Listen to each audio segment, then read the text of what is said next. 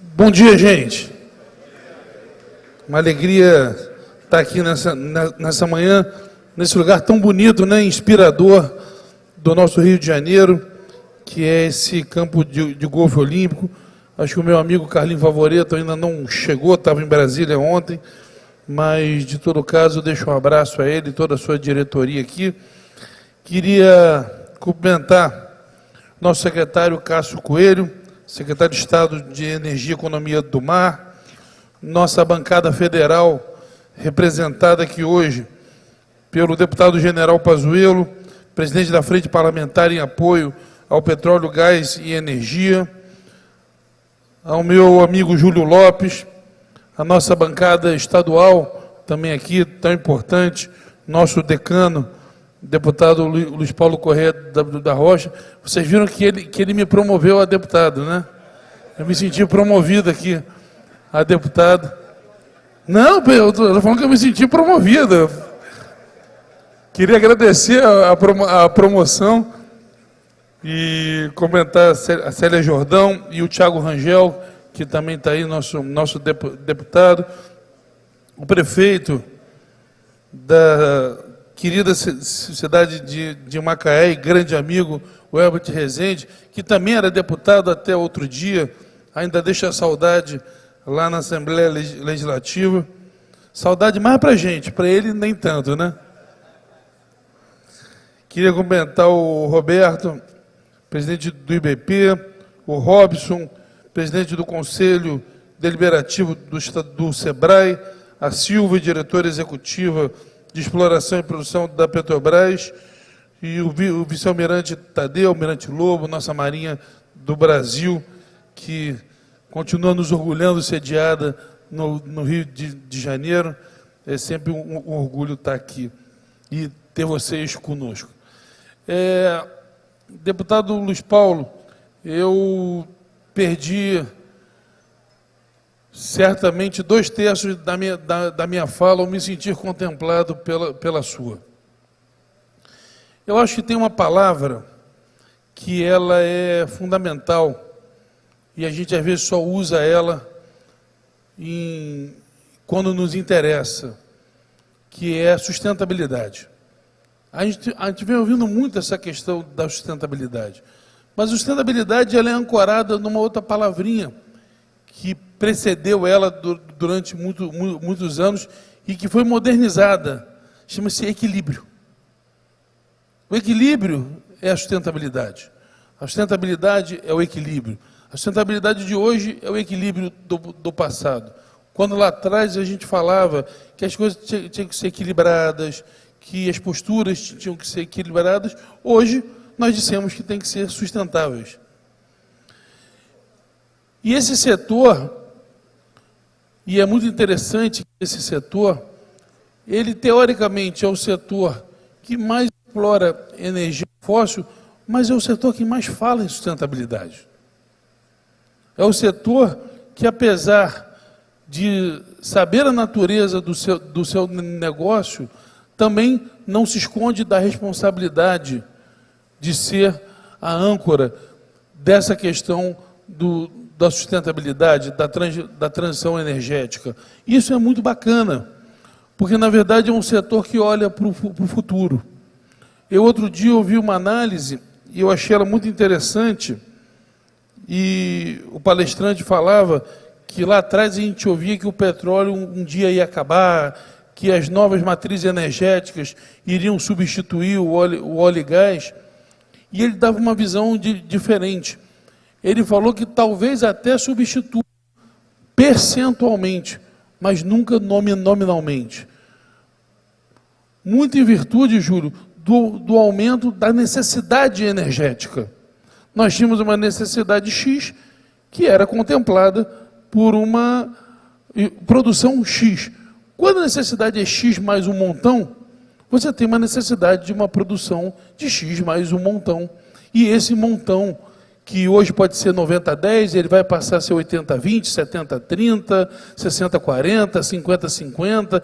Isso só o futuro vai dizer quanto essa nova demanda energética e quanto as novas matrizes energéticas irão suportar essa nova demanda energética. E isso é uma visão muito importante, porque ela recoloca o setor de óleo e gás também na perspectiva do futuro. Quando a gente fala que o óleo e gás vai acabar, que é uma visão que eu considero que realmente não é adequada, você também vai diminuindo a importância futura de um setor que é importantíssimo. Agora descobriu margem equatorial, nós temos o pré-sal, daqui a pouco vai ter o mais embaixo do pré-sal, daqui a pouco vai ter em outro local que a gente vai achar. Quem diria que um dia teria o pré-sal? As pessoas, ninguém imaginava. Quem diria que teria margem equatorial? E talvez tenham ainda em muitos lugares que a gente ainda hoje são inimagináveis e que lá na frente a gente vai ver como prováveis e depois como possíveis e depois como certos, que o grau de ciência e tecnologia, o grau de pesquisa, o grau de evolução que esse setor tem, ele com certeza puxa o Brasil para cima em toda a questão de pesquisa, desenvolvimento, qualificação profissional. Então ele é um setor que ele é muito global e um setor que precisa ser olhado com essa globalidade. Mas também é um setor que precisa desse equilíbrio. Precisa desse equilíbrio quando é tratado, porque às vezes também o poder público só olha o lado dele. Equilíbrio quando me interessa, né? Essa luta do bem e do mal que a gente vive no Brasil hoje, onde o bem sou sempre eu e o mal é sempre aquele que discorda de mim. Mas, na verdade, a gente precisa de um equilíbrio nas relações. Precisa o empreendedor ser melhor tratado, pagar o imposto justo, uma carga tributária justa, mas também essa carga tributária ser dividido de uma forma justa. E eu acho que é isso o cerne da fala do deputado Luiz Paulo. Eu cito sempre que o Rio de Janeiro é mais importante para o Brasil energeticamente do que o Texas é para os Estados Unidos. E você não consegue imaginar o Texas um estado quebrado. Ao contrário, é o estado mais rico dos Estados Unidos. Porque há um erro de pacto federativo, e aí eu não vou falar de governo A, B, C, aqui não tem essa visão politiqueira, essa agenda eleitoral, é uma questão federativa. Existe um equívoco na confecção federativa acerca da distribuição, e ele é muito simples. Eu, como municipalista que sou, Welbert, ninguém mora no Brasil, ninguém mora no Rio de Janeiro. As pessoas moram numa casa, numa rua que está no município. Eu falava isso ontem lá na FGV, que é um pouco similar ao que a gente vive na educação, Luiz Paulo. O ente que o garoto, que a menina fica do 0 ao 9º ano, é o ente mais pobre. Aí o segundo ente é aquele que ele fica 3 aninhos. E o único ente que tem dinheiro na federação é o que talvez ele vá, caso ele passe numa universidade federal.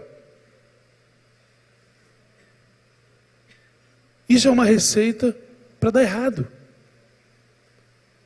E é a mesma coisa que o setor vive quando ele precisa de infraestrutura, quando ele precisa de qualificação profissional, quando ele precisa de condições técnicas para poder crescer, e esse dinheiro vai todo para virar, ao fim e ao cabo, resultado primário da União por dividendos.